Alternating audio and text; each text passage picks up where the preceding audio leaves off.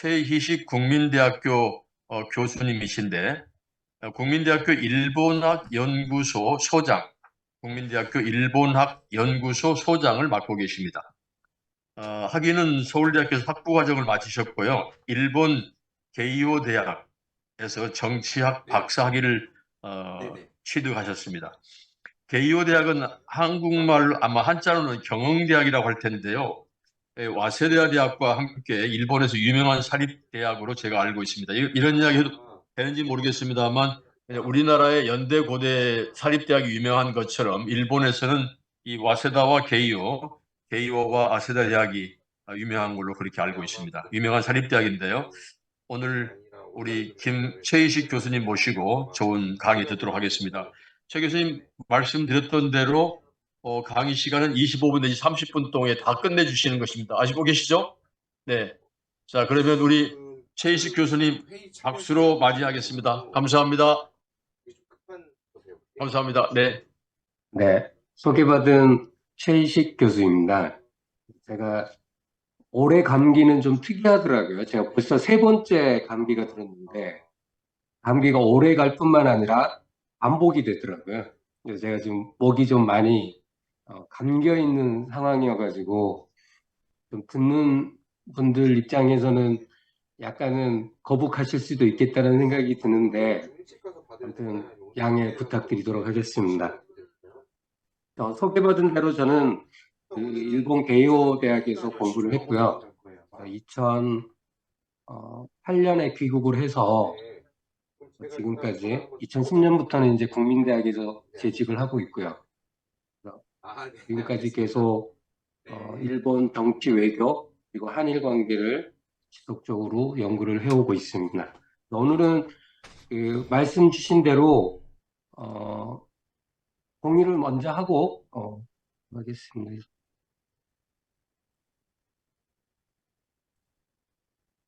오늘의 주제는 일본의 아시아 전략과 한일 관계라는 겁니다. 제가 박사 할 때부터도 그랬고 하고 나서 한국에서 연구 활동을 하면서 한국에서 일본 문제를 이야기한다는 게 얼마나 힘든 건지 계속 느끼고 있습니다. 근데 이번 정부 하에서만큼 힘든 적은 없더라고요. 그 이유가 북한 문제처럼 이제 일본 문제도 정적 양극화의 한복판에 서 있게 돼버렸 그런 상황 때문인데요. 저는 늘 하는 이야기지만 한국 사회에 두 가지 병이 있다라는 생각이 듭니다. 하나는 북한 문제, 그리고 하나는 일본 문제. 그래서 북한 문제만 나오면 어느 한쪽이 이성을 잃고 매우 감정적으로 나오게 되고, 또 일본 문제만 나오면 그렇게 이성적이던 분들도 갑자기 감성적으로 이렇게 변하시는 이러한 상황 속에서 일본 문제를 이야기한다는 것, 좀 감정을 가라앉히고 이야기한다라는 게 많이 힘들다라는 것들을 제가 많이 느끼고 있는데, 저는 기본적으로는 약간 팩트에 기반해서 우선 정확하게 이해하는 게 중요하다라는 입장에 서 있는 사람이라서 오늘 이야기들도 이러이러한 정책을 해야 된다라는 이야기도 좀 있겠지만 대부분은 현상에 대한 정확한 이해를 좀 하고자 하는 그런 발표를 좀 하도록 하겠습니다. 일본만큼 지도 위에서 자국의 국가 전략이나 외교 전략을 그려내는 힘을 가지고 있는 국가가 그렇게 많지는 않은 것 같아요. 우리나라도 다양한 곳에서 국가 전략이나 외교 전략을 이야기하지만 그걸 지도 위에 그리는 능력은 좀 없는 것 같더라고요. 근데 일본은 지도를 보면서 자국의 국가 전략이나 외교 전략들을 만들어내는 데 있어서 어떤 탁월한 능력을 가지고 있는 국가입니다. 특히 이제 지역이라는 개념들을 많이 만들어 왔습니다. 자국에 맞게 지도 위에서 어떠한 식의 지역을 만들어서 자국이 그 지역에서 어떤 역할을 해야 되는지에 대한 생각들을 오래전부터 많은 걸 발표를 했고 그게 이제 국제사회에 상당한 영향을 미쳤습니다.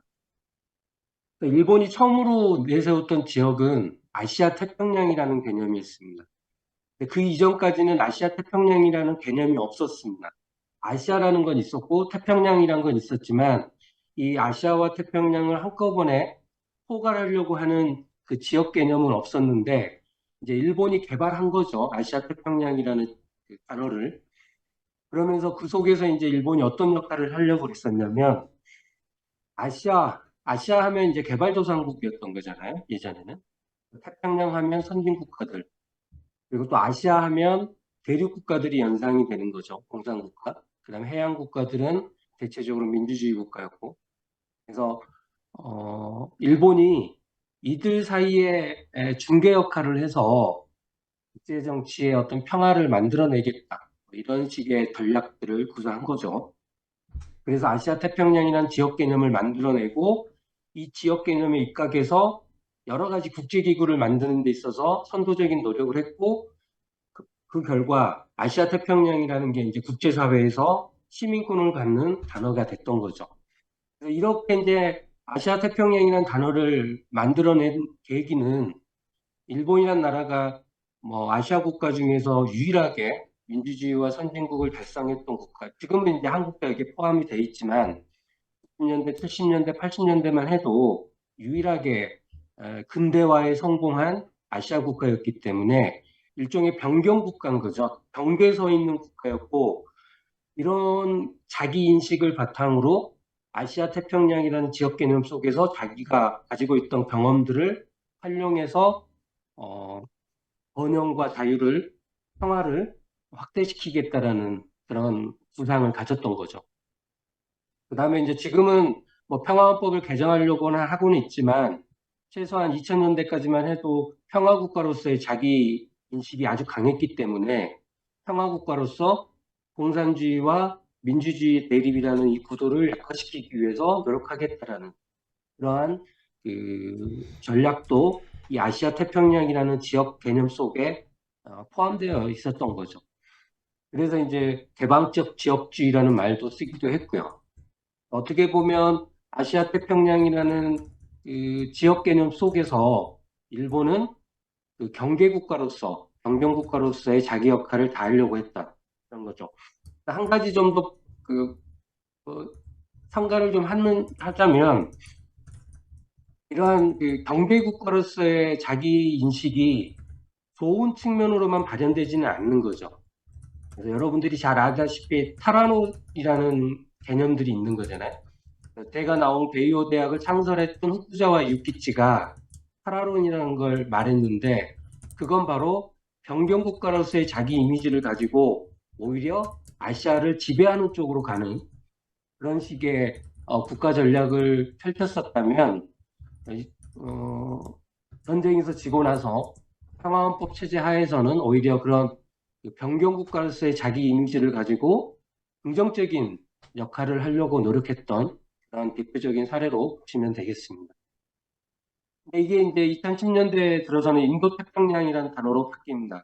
인도태평양이라는 단어도 일본이 만든 단어입니다. 그리고 2016년 일본이 처음 인도태평양이라는 새로운 지역 개념을 들고 나왔고 이걸 미국과 유럽 국가들이 이제 수용을 하고 있고 어떻게 보면 이제는 아시아 태평양이라는 단어를 거의 안 쓰죠. 오히려 이제 인도태평양이라는 단어가 일반적이 된 상황입니다. 그래서 일본이 인도태평양이라는 지역 개념을 제기한 가장 큰 이유는 당연히 중국의 그 활동이겠죠.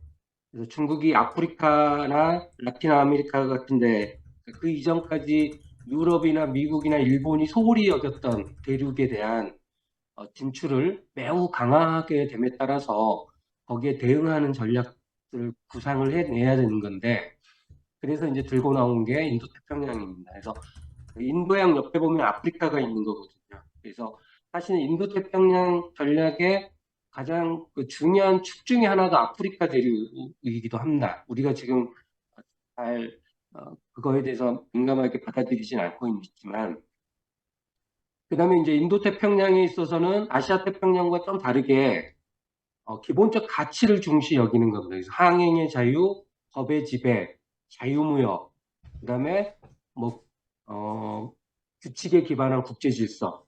그래서 이러한 그 국제 자유주의라고 보통 이제 이야기하는 이러한 가치들을 이 지역에다가 견고하게 뿌리내리게 만들겠다라는 겁니다. 그래서 중국이 그러한 기본적 가치를 수용하는 국가가 될 수 있도록 만들겠다라는 의도가 매우 강한 겁니다.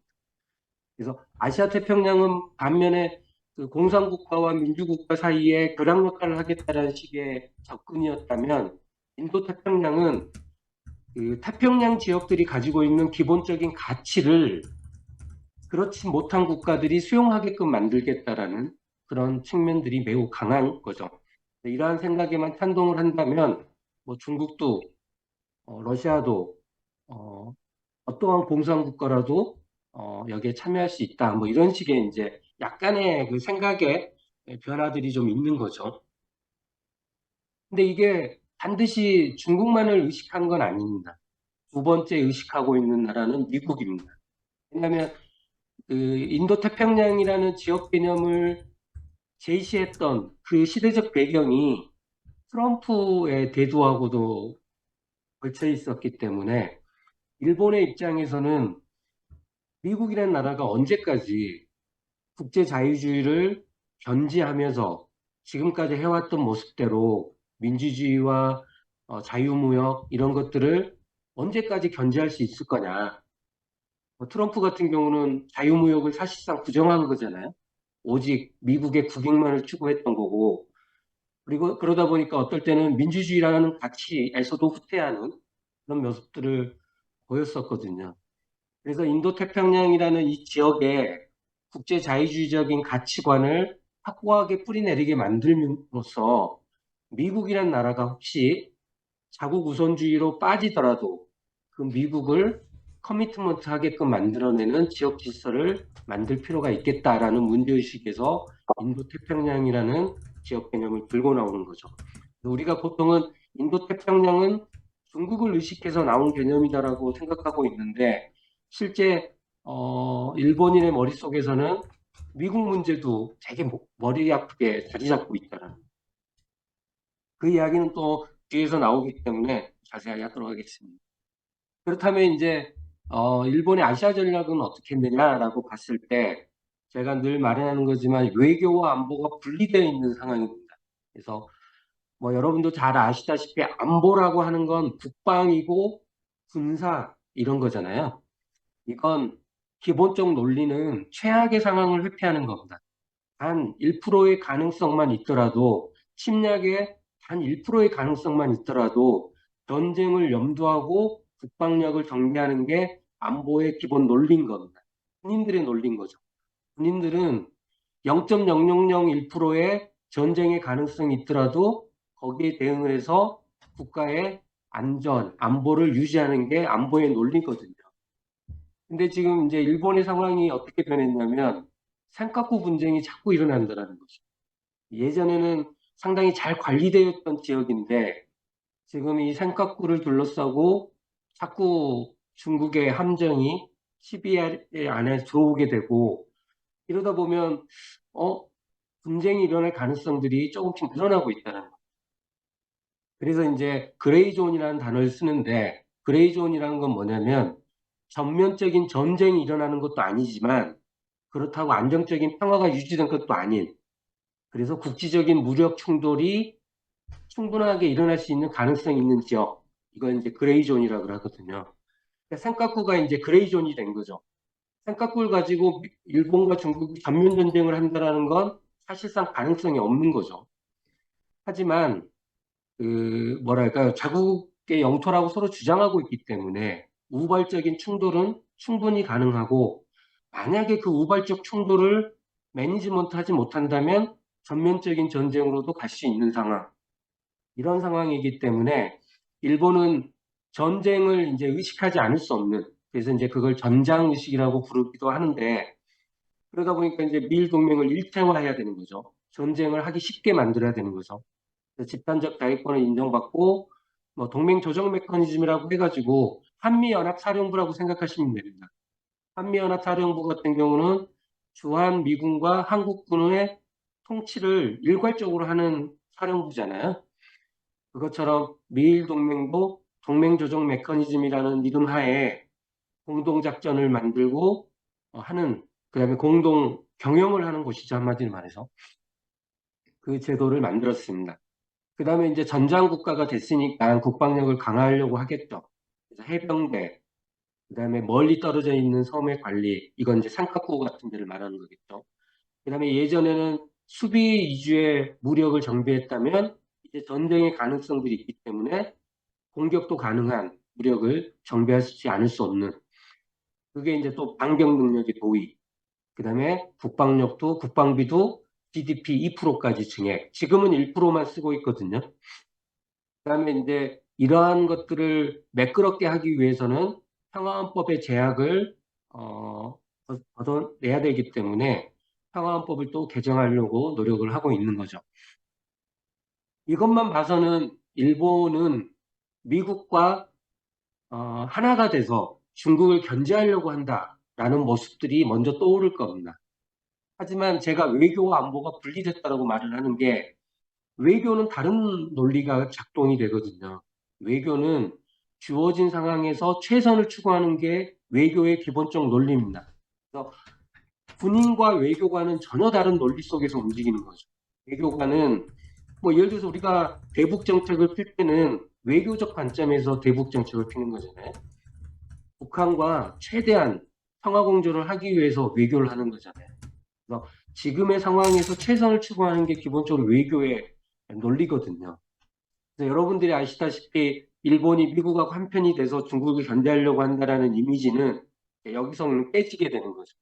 아마 많은 사람들이 뭐 돌아가시긴 했지만 아베 전 수상에 대해서 그냥 미국의 편 딱 붙어가지고 중국을 견제하려고 했던 인물로 생각되어지지만, 실제 아베 정부 시기에 중일 관계나 러일 관계를 보면 전혀 그러지 않았습니다.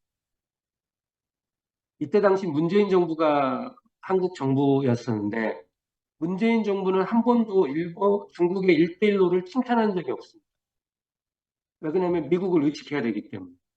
근데 아베 수상은 중국에 건너가서 중국의 일대일로를 매우 칭찬을 합니다. 그리고 우리 공동으로 같은 사업을 하자, 이렇게 해가지고 몇백억 달러에 해당하는 공동개발 사업에 합의를 합니다. 한국도 못했던 걸 하는 거죠. 그 다음에 이제 삼각구 문제 때문에 갈등이 일어날지 모르니 이 갈등을 회피하도록 미리 연락할 수 있는 시스템, 그 이제 해공 연락 메커니즘이라고 그럽니다. 하늘과 바다에서 충돌이 일어날 가능성이 있을 때 그 연락할 수 있는 메커니즘을 미리 만들어 놓는 거죠. 그래서 해공 연락 메커니즘도 만들었고요. 그래서 중일 관계가 상당히 우호적인 관계였던 거예요. 그 다음에 이제 아마 여러분들은 지금 우크라이나 전쟁에서 일본의 모습을 보면 철저하게 미국 편에 서서 러시아를 제재하는 모습들만 보고 계시겠지만, 이때 당시 크림 전쟁이라는 게 터졌습니다. 우크라이나 전쟁 이전에 터졌던 전쟁인데 모든 국제사회가 러시아를 제재하는 데 앞장섰는데 아베 정부만 유일하게 뭐랄까요, 빠져나갈 구멍을 만들어준 거죠. 그래서 아베 정부 시기의 러일 관계는 45년 이후에 가장 좋았다라고 평가가 됩니다.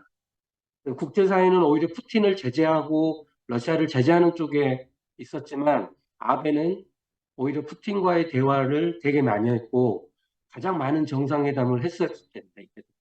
북방 영토 문제를 해결하기 위한 기본적 합의를 했었고, 그다음 북방 영토에서 공동 경제 활동을 하기로 합의를 하는 등 러일 관계의 관점에서 보면 가장 우호적인 시기였다라는 거죠. 우리가 생각하는 아베 이미지 속에서는 전혀 상상이 되지 않는 일들을 했다라는 것. 그다음에 이제 지금 수상인 기시다 정부는 신시대 리얼리즘 외교를 표방합니다. 우리도 지금 뉴욕에 가서 중국하고 정상회담 하려고 그랬는데 실패한 거잖아요. 근데 일본은 성공했습니다. 중일 정상회담을 개최하는 데 성공했고, 그다음에 지속적으로 중국에게 메시지를 던져서 안정적 중일 관계를 만들기 위해서 노력을 합니다. 북한에 대해서도 조건을 걸지 않겠다. 무조건 대화하겠다. 그래서 지금 사실상 실무 접촉을 하고 있는 상황입니다. 그래서 언론 보도에서는 조금씩 나오곤 있는데 물론 이제 북한과 일본이 본격적으로 협상에 들어갈 건지 여부는 미지수이지만 지금 협상을 하기 위한 전 단계 접촉들을 계속 하고 있다라는 것들은 여러 언론 보도를 통해서 나오고 있는 상황. 즉, 일본은 미국의 편에 서서 우리와 가치를 공유하고 있지 않는 중국, 북한, 러시아를 견제하려고만 하지는 않는다는 거죠. 결코 중국과 북한 및 러시아를 포기하지 않는다는 거죠. 그 다음에 이제 제가 좀 민감한 문제인 역사 문제로 좀 넘어가도록 하겠습니다. 네, 시간이 그렇게 많이 허락되지는 않아서 역사 문제는 지금은 이제 좀 여러 가지 문제 때문에 왔는데 제3자 변제를 하고 있는 상황입니다. 근데 이게 이제 제3자 변제를 거부했던 피해자분들이 계셨고 정부 이제 한국은 그분들을 대신해서 이제 법원에 공탁을 넣었었는데 1심에서는 모두 다 거부가 됐습니다. 이 공탁이라는 게 뭐냐면 공탁이 수용이 되면 받은 걸로 되는 겁니다. 피해자분들이 돈을 안 받았지만 공탁을 해버리면 법원이 가지고 있는 거죠, 그 돈을. 그리고 나중에 피해자분들이 찾아가면 되는 겁니다. 그게 공탁의 의미인데 법원이 공탁을 수용하지 않았습니다. 이렇게 되면 제3자 변제를 수용하지 않는 분들은 일본 기업의 자산을 현금화시킬 수 있는 권리를 가지게 되는 거죠. 그리고 제3자 변제를 수용하신 분들은 이미 그 판결에 대해서 어, 해결한 걸로 간주가 되기 때문에 현금화 시킬 수 있는 권한이 없게 되는 겁니다. 근데 이제 이 공탁 수용이 안 되고 있는 상황이기 때문에 결국은 법원의 판결에 따라서 2심과 3심이 남아있기 때문에 만약에 3심까지 가서 공탁이 수용이 되지 않는다면 피해자분들은 일본 기업의 자산을 현금화시킬 수 있는 권리를 그대로 가지게 되는 겁니다. 이렇게 됐을 때는 한일 관계가 상당히 엄청나게 큰 피해가 오겠죠. 뭐 누구나 다 예상이 가겠죠. 결국은 일본 기업이 적극적으로 호응을 하지 않으면 안 된다. 어, 중국과 일본 사이에서는 하나학과 소송을 비롯해서 여러 소송에서 법정화해를 했습니다. 일본 기업이 보상금을 지급하고 위령 사업을 전개하고 대신에 피해자분들은 다시는 소송하지 않겠다라고 각서를 써준 거죠. 사죄도 했고요. 일본 기업이. 그런데 이제 우리나라는 우리가 제3자 변제를 해주는데 일본 기업이 아직까지 사죄도 한 것도 아니고 뭐 위령 추모 사업 같은 것들 전개해주면 좋은데 아직 한 것도 아니고 그래서 저는 뭐 이게 제3자 변제를 이미 해버렸기 때문에 좋고 나쁘고를 떠나서 이미 해버린 상황에서 이제 이걸 다시 안 하겠다고 한다라는 건 외교적으로 큰 문제들이 오기 때문에 제3자 변제를 하되 일본 기업이 사죄하고 대신 위령 추모 사업을 자기들이 돈을 내서 사죄의 의미로서 전개하는 그래서 향후 소송들이 계속 걸려 있거든요. 그 소송이 나올 때마다 같은 방식을 쓰게 되는 이러면 피해자분들도 일정 정도는 수용할 수 있지 않겠느냐. 의 생각은 그렇습니다. 그래서 제3자 변제의 운명은 일본 기업에게 달려 있다는 걸 명확하게 일본 기업이 인식하고 적극적으로 호응을 해야 된다. 그 다음에 이제는 바다의 문제가 매우 심각하게 전개가 될 가능성이 높습니다. 지금 한일 어업협정이 사실상 어, 뭐라 그럴까 기능 정지 상태입니다. 지금 일본도 마찬가지지만 우리도 어업 활동을 할 수 없는 상황이 돼서 부산 어민들은 사실 자주 데모도 하고 그러시거든요. 근데 우리가 그분들의 소식들을 잘 못 전달받기 때문에 한일 어업협정 뭐 큰 문제 없지 않아? 뭐 이렇게만 생각하시는데 지금 한일 어업협정이 거의 폐기 상황에 이르렀다는 것들을 우리가 인식해야 되는 겁니다. 그다음에 한일 대륙공협정이 종료가 되는데 서로 자기네 대륙붕이라고 우기는 영역을 중복된 영역을 공동 개발 영역으로 만든 협정입니다. 그게 이제 종료가 되거든요. 그게 2025년 시점입니다. 근데 이걸 연장하지 않을 거라는 게 기본적인 예측이거든요. 그러면 이제 서로 자기네 대륙붕이라고 우기는 영역에서 자원조사를 할 거 아니에요? 그러면 상대 국가는 왜 내 대륙붕 영역에서 자원조사를 하느냐? 그러면서 그걸 방해하려고 할 거고. 그러다 보면 아까 말했던 그레이존 사태가 일어날 가능성이 높아지는 거죠. 국기적인 우발적 충돌이 일어날 가능성들이 높아지는 거죠. 그다음에 뭐 늘 연례적으로 발생하고 있는 독도를 둘러싼 갈등, 그다음에 뭐 초계기 사건, 후쿠시마 오염수 방류 문제, 모두 바다의 문제인 거죠. 그래서 어떻게 보면 이건 역사의 문제는 어떻게 보면 일본이 죄의식을 가지고 있는 부분이기 때문에 뭐 우리가 주도적으로 뭔가를 이끌어 나갈 수 있는 게 있지만 바다의 문제는 이해관계가 엉켜 있다는 거죠. 따라서 이건 관리를 잘 하지 못한다면 엄청난 충돌이 일어날 가능성이 높은 지역이라는 거죠. 따라서 이제 한국과 일본이 그런 우발적 충돌을 방지할 수 있는 시스템, 아까 말씀드렸던 중국과 일본이 만들었던 중일 해공 연락 메커니즘 비슷한 것들을 빨리 만들어야 된다.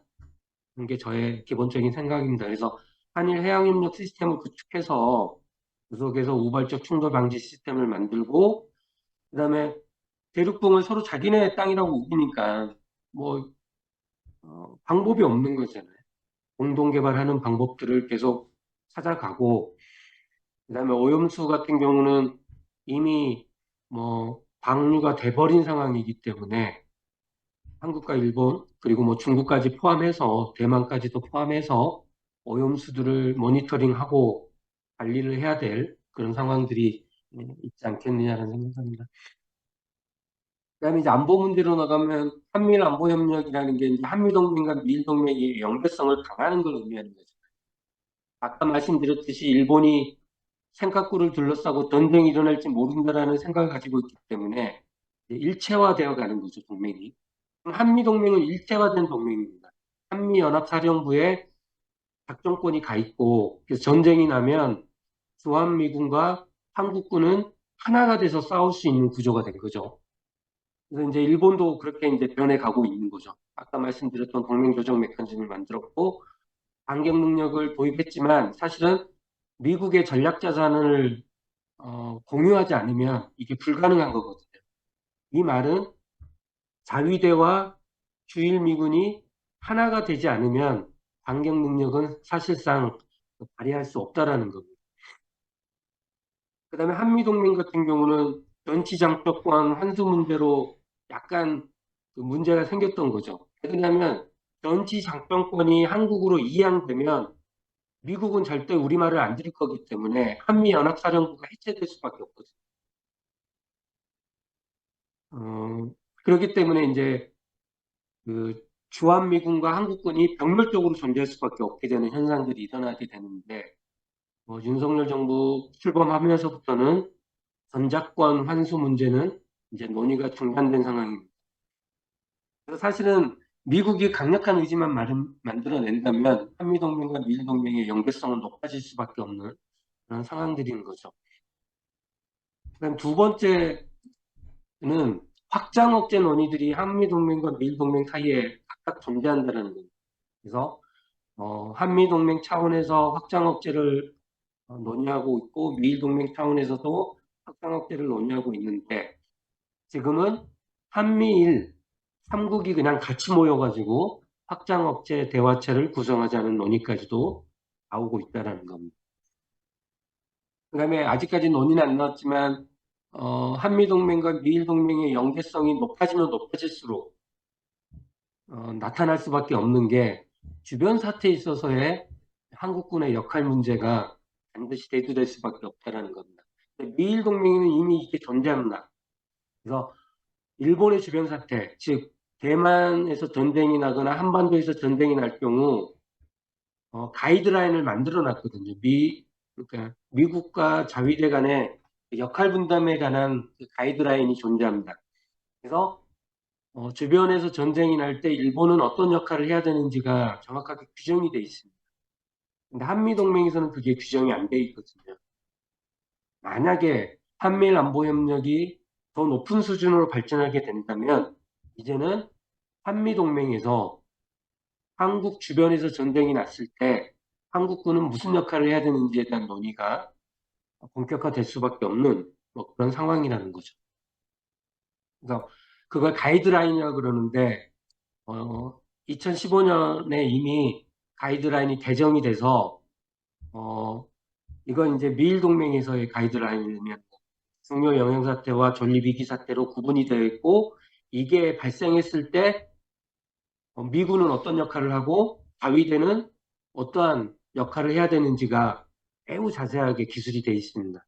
그래서 뭐 탄약을 공급해야 된다거나 혹은 그 전쟁터에서 그 다친 사람들을 후송해서 일본 병원에서 치료한다. 이런 내용, 아주 구체적인 내용들이 기록되어 있는 거죠. 근데 한미동맹에는 이런 것들이 없다라는 이야기입니다. 마지막으로 이제 제가 말씀드리고 싶은 건 전략적 자율성 이야기를 좀 하고 싶습니다. EU에서는 이미 전략적 자율성을 공식 개념으로 채택을 하고 있습니다. EU가 정의하는 전략적 자율성은 뭐냐면 필요할 때 자율적으로 운영할 수 있는 동시에 국제적 국가와 행동하고 협력할 수 있는 능력을 전략적 자율성이라고 합니다. 이게 뭘 의미하냐면 우리 같은 동맹 국가들은 미국과의 동맹을 중시하되 혹시 미국이 마음이 변해가지고 자국 우선주의에 빠지게 된다? 그렇게 되면 이제 우리는 어떻게 보면 낙동강 오리알이 되는 거죠. 이랬을 때 독자적으로 좀 움직일 수 있는 힘을 가져야 된다. 이게 이제 전략적 자율성인데 이게 결정적으로 나오게 된 계기는 아까 말씀드렸지만 트럼프 정부 때문에 그래요.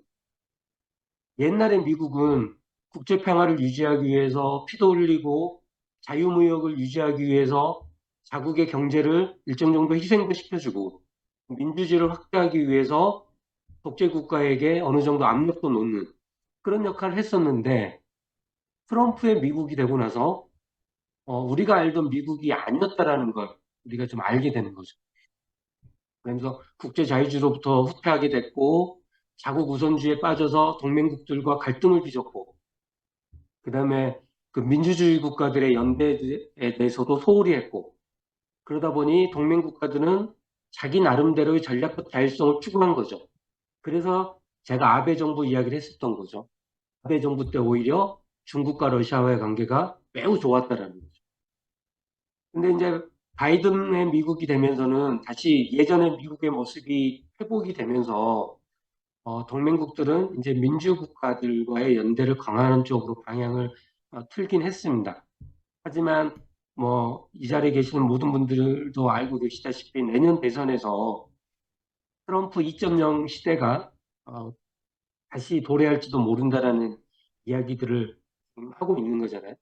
그리고 트럼프의 미국이 일시적인 현상이 아니다라는 것도 많은 전문가들이 이야기하고 있습니다. 그래서 트럼프가 아니더라도 미국 넘버원 하는 그런 정치가들이 계속 나올 거다. 이렇게 분석하고 있는 사람들도 꽤 많습니다. 즉, 미국도 중국과의 경쟁에서, 뭐랄까요, 힘이 붙여가지고 자국 우선주의로 회귀할 가능성들이 상당히 높다. 이렇게 말씀하신 분들도 많았습니다. 동맹국가들은 이 전략적 자율성을 포기할 수 없는 상황이라고 볼 수 있는 거죠. 근데 이 전략적 자율성은 다양한 형태로 나타납니다. 독자적 핵무장을 이야기하시는 분도 있어요. 우리나라에서 보수 그룹에서 주로 이야기하시고 윤석열 대통령도 핵무장 이야기를 했었습니다. 그래서 우리가 핵무장을 하게 되면 굳이 미국의 힘에 의존할 필요는 없는 게 되는 거니까 그러면 우리 안보를 스스로 유지할 수 있기 때문에 미국이 설령 자국 우선주의에 빠져서 동맹 국가들에 대한 관심이 옅어질다 하더라도 뭐 우리는 안보를 유지할 수 있다. 그래서 독자적 핵무장을 이야기하시는 분들도 있고요. 어떤 분들은 제3지대를 만들자. 미중 전략 경쟁에서 강인한 힘들을 발현하기 위해서 그 미중 전략 경쟁의 힘들어하는 나라들이 많거든요. 그들과 연대를 해서 제3지대를 만들어서 우리의 독자적인 능력들을 펴나가자. 그다음에 위협이 되는 국가와 친해지면 되는 거잖아요. 그래서 북한, 중국, 러시아와 전략적 협력들을 키워나가자. 이런 이제 다양한 형태의 전략적 자율성들이 표현되고 있는데 저는 계속 말씀을 드리지만 일본도 지금 미중 전략 경쟁 때문에 매우 뭐랄까요 힘든 상황에 빠져 있는 상황이거든요. 아베 이야기도 했고 기시다 정부 이야기도 했고 그다음에 일본의 지역 개념 그다음에 아시아 전략을 이야기하면서도 계속 이야기를 했었지만 일본도 한국만큼 중국의 위협에 대해서 심각하게 받아들이지만 동시에 미국에 대한 미국이 정말 끝까지 우리를 지켜줄 수 있겠느냐에 대해서 심각하게 고민을 하고 있는 상황이라는 거죠. 그렇기 때문에 그런 지역 개념들이 나온 거고 그러한 외교 전략들이 나올 수밖에 없는 거죠. 한국과 일본이 사실은 같은 고민을 하고 있다라고 보시면 전 된다 보고 있습니다. 그래서 한국과 일본이 좀 더 협력의 틀들을 넓혀가는 그런 것들이 필요하지 않나라는 생각들을 해봅니다. 제가 좀 시간이 좀 오버가 네, 됐습니다. 네. 네, 감사합니다. 발표를 마치도록 하겠습니다. 네.